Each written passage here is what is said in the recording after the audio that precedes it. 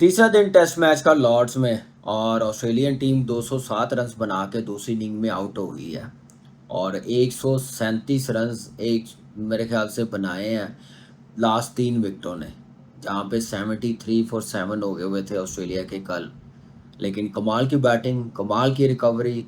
ऐसे नहीं कहा जाता है कि अगर किसी ने प्रेशर से निकलना है और जो मेंटली स्ट्रांग हो तो ऑस्ट्रेलिया की क्रिकेट ज़रूर देखनी चाहिए कि वो कैसे मैच को लेके चलते हैं, मुश्किल से कैसे निकलते हैं और वापस मैच में कैसे आते हैं और दूसरी टीम को अंडर प्रेशर कैसे डालते हैं, जहाँ पे दूसरी टीम ऐसे लग रही होती है कि जीत जाएगी, कोई मुकाबला ही नहीं है, अब कोई टीम नहीं यहाँ से बच सकती, लेकिन ऑस्ट्रेलिया बच के निकल जाती है।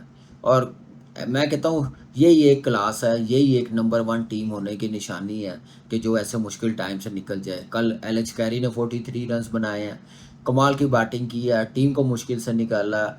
आज आप देखें मिचेल स्टार्क 58 पे नॉट आउट गया, ओवर 60 रन्स की पार्टनरशिप लास्ट विकेट पे लगा दी, जहाँ पे 73 फॉर 7 थे ऑस्ट्रेलिया के।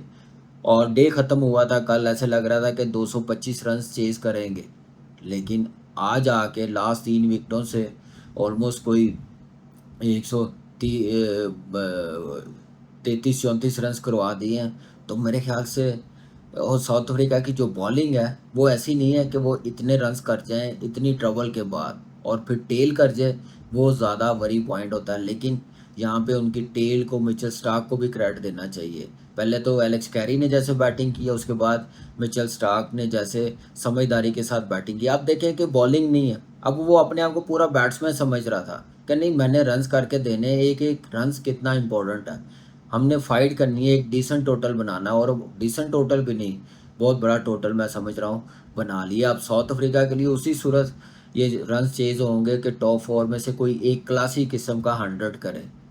और दूसरा साउथ अफ्रीका को देखना पड़ेगा। दिनेश कार्तिक ने बड़ी ज़बरदस्त डिबेट शुरू की थी कि पीटरसन के साथ, नासिर हुसैन के साथ, कि वियान मुंदन को मेरा नहीं ख्याल के नंबर 3 पे आना चाहिए। दिनेश कार्तिक बिल्कुल सही कह रहा था कि नंबर 6-7 पे शायद वो इम्पैक्ट डाल सके, क्योंकि बॉल नया नहीं होगा, क्योंकि टेस्ट मैच में आप किसी को भी नंबर 3 पे नहीं बैटिंग करवा सकते।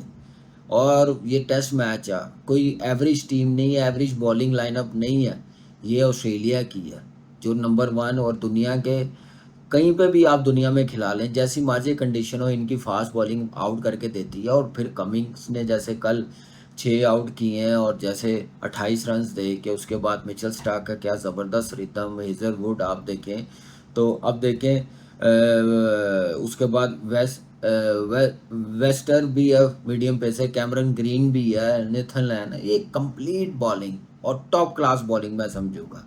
लेकिन यहाँ पे साउथ अफ्रीका को इतने रन्स करने नहीं देने चाहिए थे ऑस्ट्रेलियन टीम को। 281 रन्स अब करने पड़ेंगे फोर्थ इनिंग्स में। रोबार्टा ने क्या ज़बरदस्त बॉलिंग की है, मुझे लग रहा था कि इस दूसरी इनिंग में भी 5 आउट कर जाएगा, लेकिन रिदम और क्या टाइमली वो आउट करता गया। जहाँ पे वो आउट किए नहीं है, स्कोर बोर्ड भी चला, उसके बाद आपको पता है कि एक डिसेंट टोटल भी, बहुत बड़ा टोटल भी बन गया है। अगर कल कैच जैसे लास्ट ओवर था डे का, वहाँ पे हो जाता तो शायद मेरे ख्याल से 218 ही करने पड़ते इनको, 280-82 ना करने पड़ते। वो कैच कितना महंगा पड़ा वो सबको पता है, लेकिन स्टिल मैं समझता हूँ ऐसी बॉलिंग थी कि लास्ट 3 विकेटों से इतने रन्स नहीं करवाने चाहिए थे। और ऑस्ट्रेलिया ऐसे टाइम पे आके परफॉर्म कर सकती है, मैच से निकल सकती है, और क्योंकि माना जाता है और ये हमेशा ही जितना बड़ा मैच हो उतनी उतनी ज़बरदस्त क्रिकेट खेलते हैं। और इनको पता है कि मुश्किल टाइम से कैसे निकलना, कैसे परफॉर्म करना, गिव अप नहीं करते।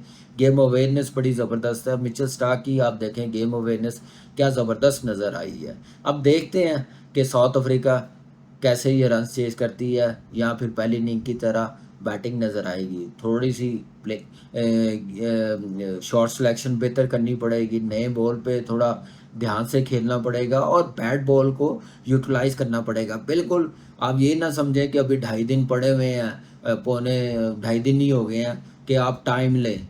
यहाँ आजकल की क्रिकेट में आपको रन्स करने पड़ते हैं।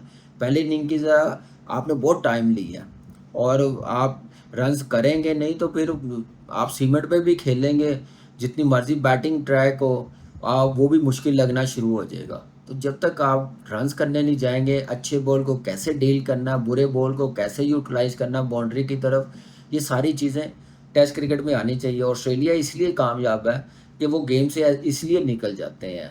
लेकिन लेट्स सी कि अब स्टार्ट होता है टेस्ट मैच लंच के बाद, ओपनर्स कैसा खेलते हैं, मस्ट ज़रूरत है इस वक्त साउथ अफ्रीका को एटलीस्ट 60-70 रन्स की ओपनिंग पार्टनरशिप और एक क्लास का 100 हो, तो फिर जाके इस स्कोर बोर्ड के करीब लग सकते हैं, क्योंकि 50 या 60 रन्स मेरे ख्याल से ऑस्ट्रेलिया अपनी अप्रोच की वजह से ज़्यादा कर गए हैं, मेंटली स्ट्रॉन्ग है, इसलिए इस मैच में वापस आए हैं। तो आपको पता है कि जब ऑस्ट्रेलिया मैच पे गिरफ्त कर लेती है, फिर वो किसी टीम को निकलने ही नहीं देते। ऑस्ट्रेलिया दोनों बार निकली, पहली इनिंग में भी, दूसरी इनिंग में भी। अब देखते हैं कि साउथ अफ्रीका ऐसा कमबैक करेगी या पहली इनिंग की तरह 138 रन ही टारगेट रखा हुआ है। क्या ये रन्स चेज़ हो सकेंगे? ये तो जब टेस्ट मैच तो शुरू होगा लंच के बाद उस वक़्त पता चलेगा, और नए बॉल पहले 10 ओवर्स बड़े इंपॉर्टेंट होंगे।